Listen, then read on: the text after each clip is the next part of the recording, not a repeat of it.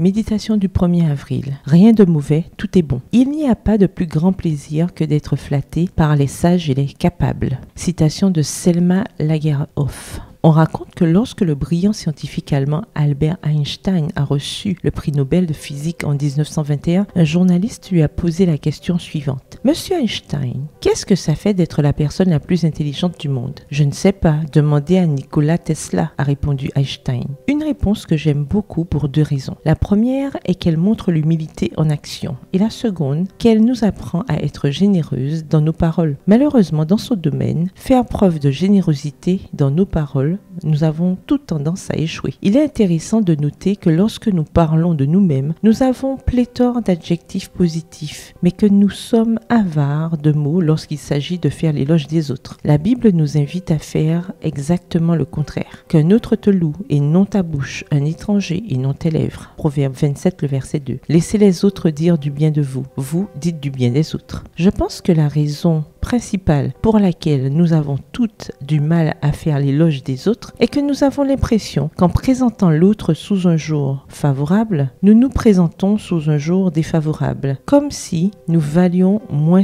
que cette personne. Mais ce n'est pas le cas. En effet, pour parler en bien d'une autre personne, il faut avoir une grande âme, une vision sympathique de l'être humain, un concept clair de la grande valeur que nous avons pour Dieu et un grand respect pour les dons que le Seigneur distribue à chacun. Tout cela en dit long sur quelqu'un. La clé d'un éloge de qualité est de comprendre qu'il s'agit en fin de compte d'un compliment adressé au Créateur qui nous a fait tels que nous sommes et au Saint-Esprit qui nous donne nos dons. En plus du fait de dire du bien des autres, sans hypocrisie bien sûr, en pensant vraiment ce que nous disons, dit du bien de nous-mêmes. Regardez les avantages que cela nous procure. Selon la philosophe Maria Alejandra Morgado Cusati, les éloges sincères et opportuns stimulent les performances, améliorent l'humeur, favorisent la gentillesse, renforcent les relations interpersonnelles et nous aident à développer des qualités sociales. Tous ces bienfaits sont intéressants, n'êtes-vous pas d'accord? Comme vous pouvez le constater, il n'y a rien de mal à complimenter les capacités des autres. Il n'y a que du positif et le plus grand plaisir est pour celui qui reçoit l'éloge. Le verset du jour se trouve dans Proverbe 12, verset 8 dans la version Nouvelle Bible Seconde. Un homme est loué pour son bon sens. Bonne journée, que l'Éternel vous bénisse.